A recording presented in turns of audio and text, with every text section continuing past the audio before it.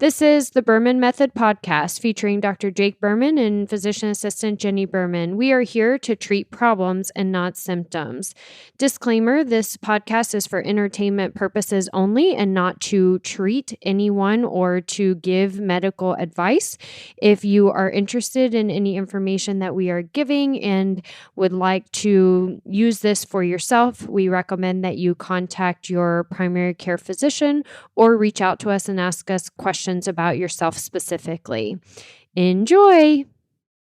And we're rolling, baby. The Berman Method podcast, where we're focused on treating problems and not symptoms, not wasting your time with that BS Western medicine. Stuff that'll just make me sick to my stomach. I'm not even going to go down there because I don't want my blood pressure to raise this early in the podcast. All right. Good morning. Dr. Jake Berman here with my beautiful co-host, Jenni Berman, physician assistant. What is happening? I hope you loved that intro as much as I did. David against Goliath, where we are David going against Goliath. Goliath is the corporate medical system, Western medicine, which is focused entirely on pharmaceuticals and treating symptoms and not the actual problems. We haven't mentioned it in quite a while. This is our go-to to give the best analogy. You have high blood pressure, so I'm going to give you a high blood pressure medication, which helps lower your blood pressure. But why is your blood pressure high to begin with? Right. Right? Mm-hmm. Many causes. Yep. You have high cholesterol, so I'm going to give you a statin that's supposed to lower your cholesterol versus why is your cholesterol high to begin with? Correct. Don't statins lower both good and bad cholesterol? They do. Aren't you supposed to have one of those high and one of those low? Correct. Which one are you supposed to have high? The good cholesterol you want high. Is that the HDLs or the LDLs? HDL. So you want your HDLs high, H for high, Yep. and your LDLs low. Right. L for low. L for low. But the statins lower both the HDLs and the LDLs. Correct. Aren't HDLs important? Yes, it's not a direct lowering of the HDL, but because the overall cholesterol is lowering, the good cholesterol is also lowering in most individuals, especially if they're not exercising. Yeah. So, yes, and statins have their own, we could go on a whole tangent on statins. They have their own side effects. They can actually increase blood sugar instability, increase the risk of diabetes, but yet they're supposed to help with treating comorbidities meaning symptoms of high cholesterol, meaning diabetes. So because you have high cholesterol, you're at higher risk of diabetes, and statins are supposed to be lowering that risk, but in reality, they can actually increase our blood sugar.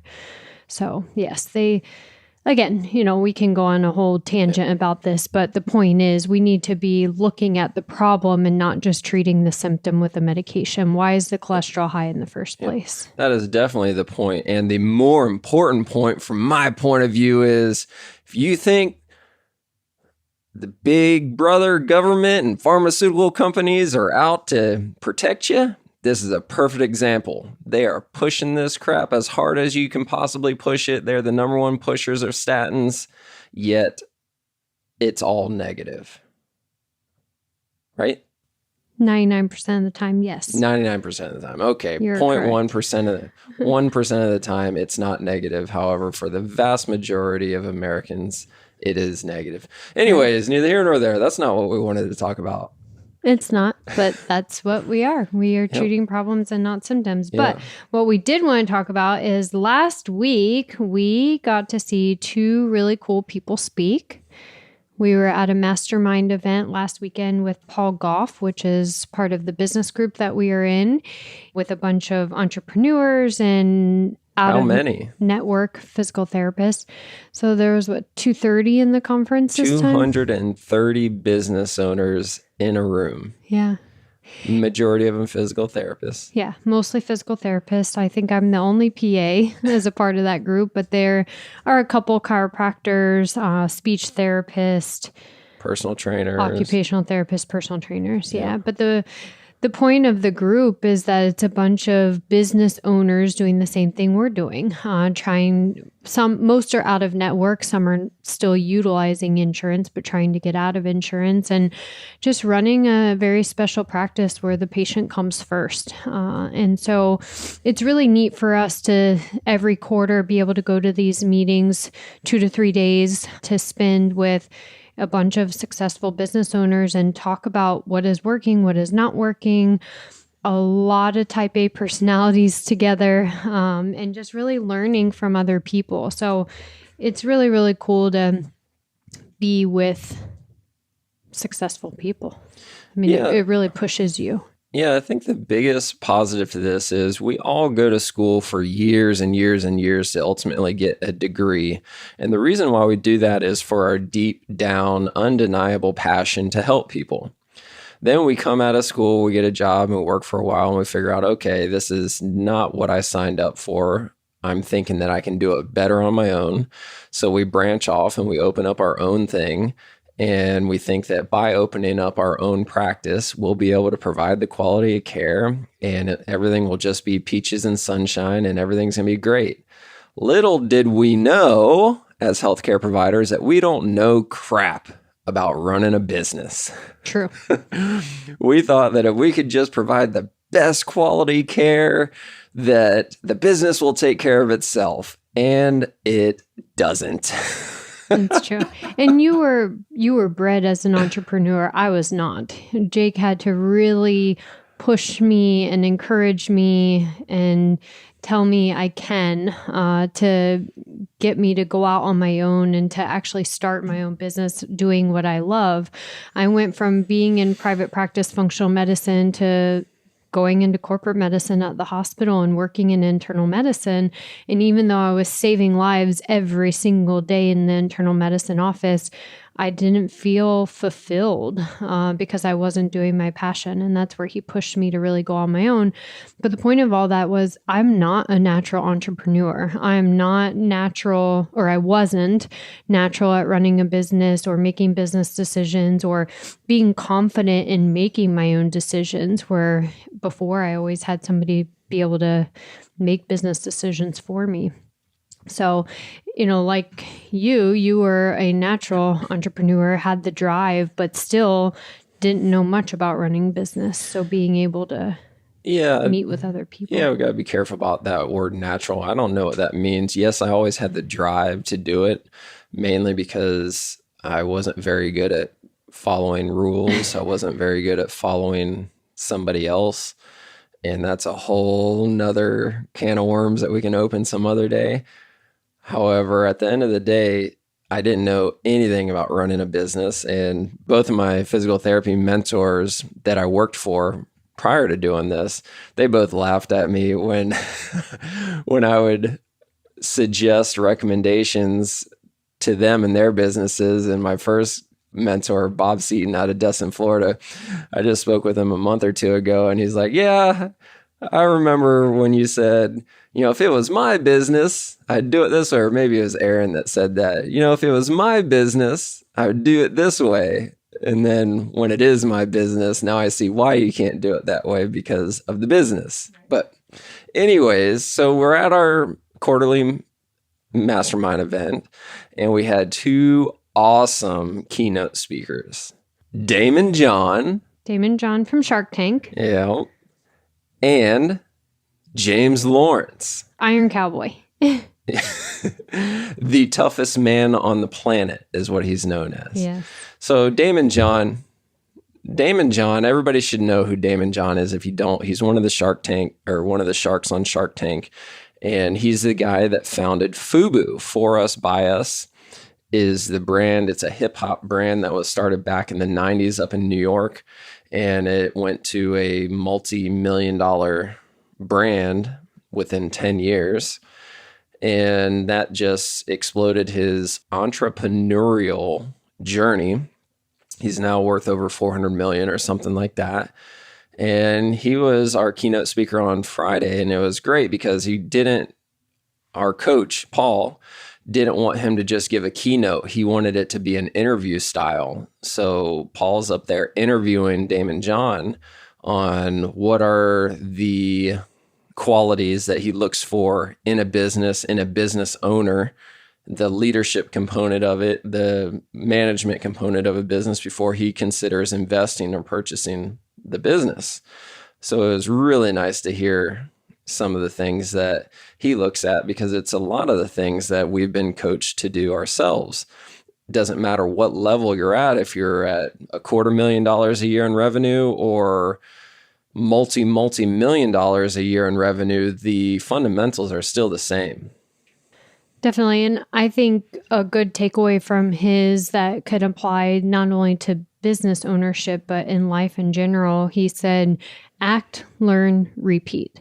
So we're always progressing. We're always moving up. We're always evolving. We do an action, we learn from that action, and we repeat with what we've learned. But obviously on the repeat, it's with the next step. So evolving, progressing from what we learned before. So yes, we apply that in business all the time, where we do something and we learn from it, and then we change what we're doing, but repeating the same types of things with what we learned. But in life, it's that way too. It's the same exact thing. It doesn't matter if we're talking about trying to run a business or run a healthy lifestyle. It is the same exact thing, same exact concepts. We do it every day with our clients. And, that's why our meal plans and our wellness programs are so personalized, because we start out at a baseline with the client's first dietary visit, where we're breaking down a meal plan, breaking down their macronutrients, telling them what's right, what's wrong, what's good, what's bad. But the weekly visits of coming in every single week is where we're actually able to see what's working for the client, what's not working for the client, changing the actions, learning from the actions, repeating with the new actions that we think are going to be better for the client. So it's the same type of progression with creating this very personalized meal plan for what's going to work for somebody's metabolism.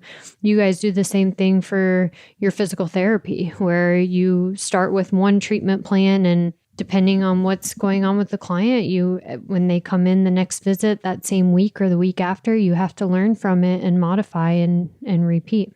Yes, it's a constant assess, reassess, and modify, adjust, whatever it takes. Because if it's not working, you can't keep doing the definition of insanity and keep trying it, being headstrong and thinking that it should work. Eventually it will work. You got to keep modifying, especially with the fact that we're at a network, and people are paying for our time.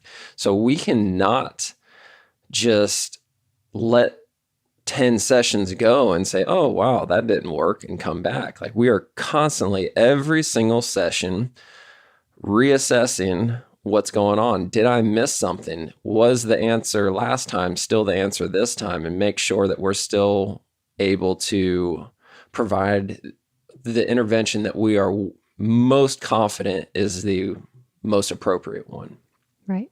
So that was fun. But when we came to James Lawrence, he gave a keynote. Paul didn't do an interview style with him. He let him do his keynote.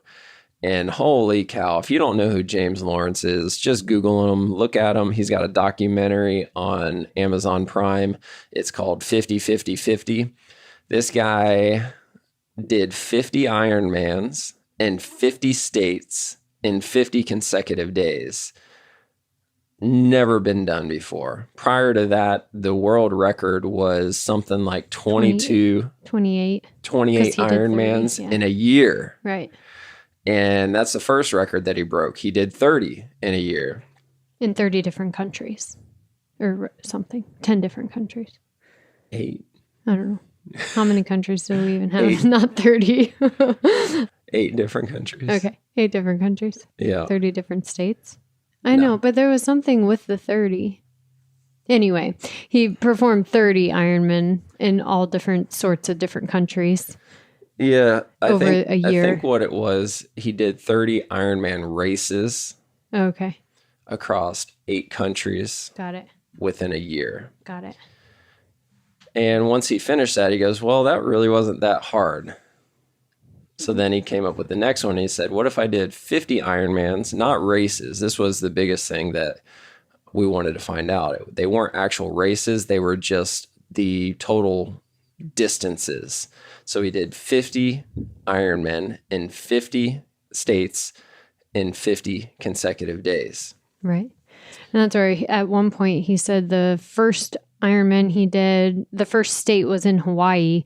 And to work out the timing wise, he had to start it at midnight. So he started his process of the 2.4 mile swim, then the bike ride, then the marathon on his own time, not in a particular race. So I think that itself takes a ton of willpower to be like, okay, I'm not with a bunch of other people. I'm by myself and I'm still going to do this.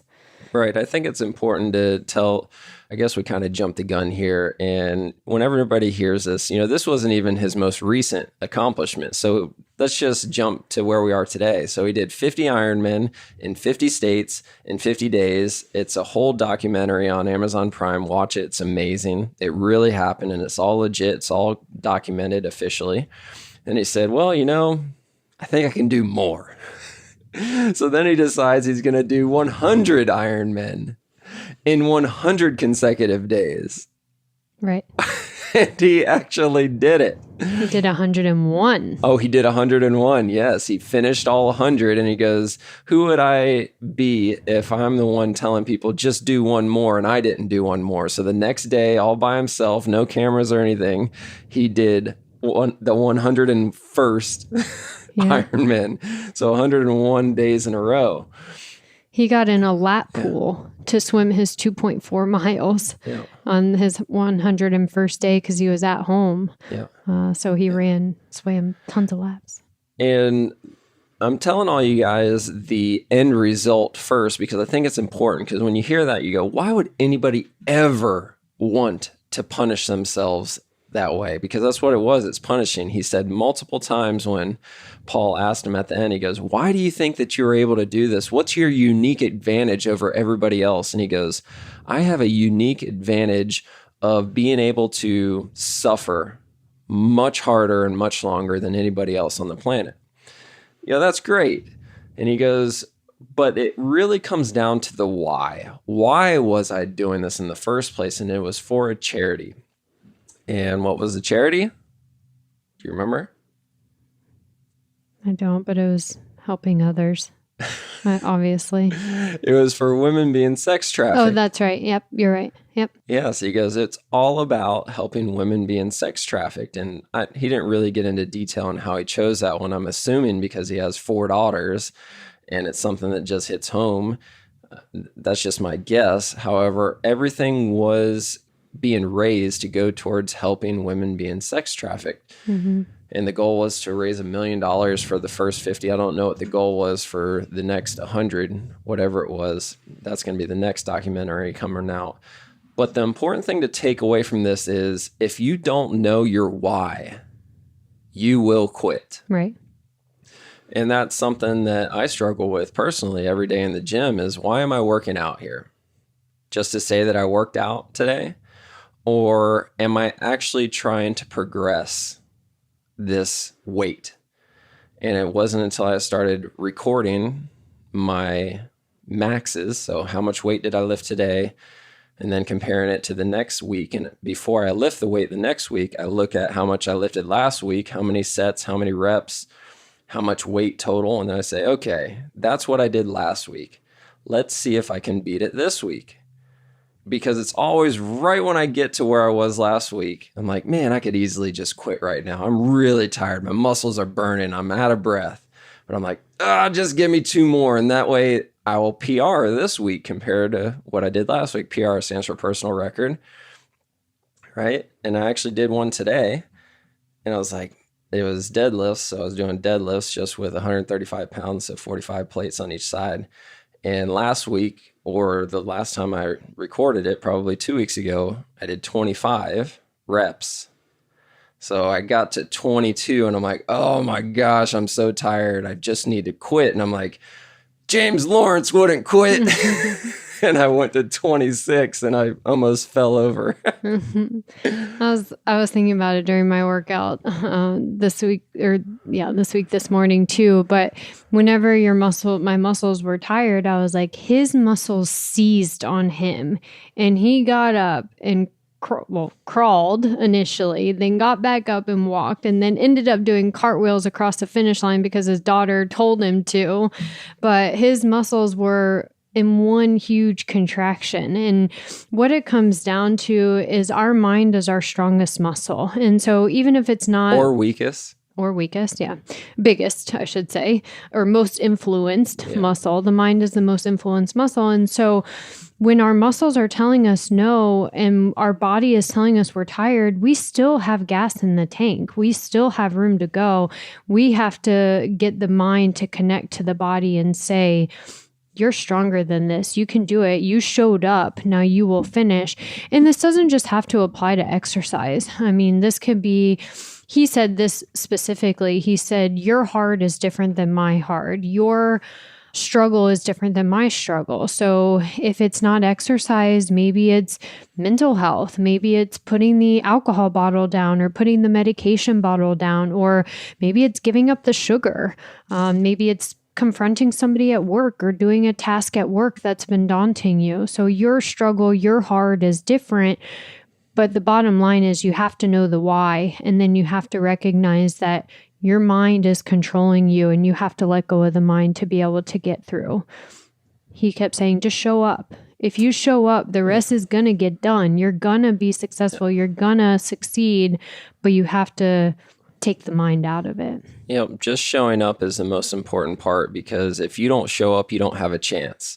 It's the same thing as fishing or hunting. Like, there are some mornings hunting wise where it's like, oh my God, it's 10 degrees out. The wind's blowing 30 miles an hour. Everything's iced over. I'm tired. I don't want to go sit in a freaking tree. But the reason why I do it is because it's really hard to get a deer when you're in bed. Right. Really hard. You got to at least show up. I know it's not what we're really talking about, but it is something at the end of the day. What is my why? My why is it's all about the hunt. Like, well, how do I play this game of chess and outsmart this extremely intelligent buck and get him with my bow, get within bow range, get within 20 yards of this thing to have a chance. And you got to show up. Same thing at the gym. It's really hard to lose weight if you don't show up, if you keep hitting the snooze button, if you say you're going to work out after work and then something always comes out after work. Wake up first thing, get it out of the way before your day even starts. No email needs to be answered at 5 o'clock in the morning. That's why we do it. We wake up at 4:20 every single morning. We are working out by 4:45 or 5 at the latest, because the phone doesn't ring, no emails need to be responded to, and we can get it out of the way. And then the rest of the world wakes up, and then the phone starts ringing, and then emails start coming through and texts and everything else, and babies wake up. So what is your why? Bring it back to what we started out with statins. You were put on a statin because your cholesterol is high. The statin is going to lead to all these other horrendous medical conditions down the road, and it's really just a Band-Aid on a bullet hole. Why don't we just figure out what caused it in the first place? And maybe it is changing something with the diet. Maybe it is getting up and walking for 20 minutes every single morning before your day starts. What is the reason, though, that you would do that? What's a bad thing that could occur if you just decided to rely on statins versus fixing the problem? You want just one? Yeah, just give me one. Muscle aches and pains decreases your quality of life. You quit getting out of bed because your muscles are sore, your muscles are aching. Because of the statins. Right, because of the statin. Your blood sugar goes up. So now you're on diabetic medication Just and one. your statin medication. Just one. I don't want you to get started. So you're on a statin to fix your cholesterol, but now statins result in all these muscles aches and pains. When you have muscle aches and pains, are you more active or less active? Less active. Less active. When you're less active, do you gain weight or lose weight? Gain more weight. When you gain weight, are you at higher risk or lower risk for metabolic diseases and all this other stuff? Higher risk. Right. So what is your why? Do you want to be around for your grandkids? Do you want to be around for great-great-grandkids? I mean, what is the why? Come up with the why, and that will push you to do the how, essentially. Right. Good? Yes. So that was a lot of fun. I think the biggest take-home message from today's episode is what we're just talking about. Why do you want to lose weight? Why do you want to solve your back pain? Why do you want to improve your golf game? Figure out the why, and then the how is so much easier. It's so much easier to keep doing it, even when nobody else is doing it. You don't want to do it. It's cold and dreary outside, probably not in Naples, but somewhere up north, because we're beautiful down here, 360 days of sunshine a year. Mm-hmm. Unless a hurricane runs through. Yeah. Which we hope everybody's recovering well from also. We haven't really commented on that on the podcast. So, all right. Anything else? I think that's it. Happy Monday. Yes. Share and subscribe this. Please pass it along. And just show up. Just show up, damn it. Till next time. Ciao for now. Thank you for subscribing on your social media and podcast platforms to the Berman Method. Dr. Jake Berman with Berman Physical Therapy and Jenni Berman, Physician Assistant with Berman Health and Wellness. You can find more information on our website, www.bermanpt.com for physical therapy, bermanpt.com/wellness for the health and wellness. You can also find us on social media, Facebook, Instagram, and on your podcast platform. So be sure to follow us, like us, subscribe to us. And if you would like any further information, definitely visit our website and reach out to us. You may also find our free reports on the websites as well, where you can download this free information for yourself. Have a great day.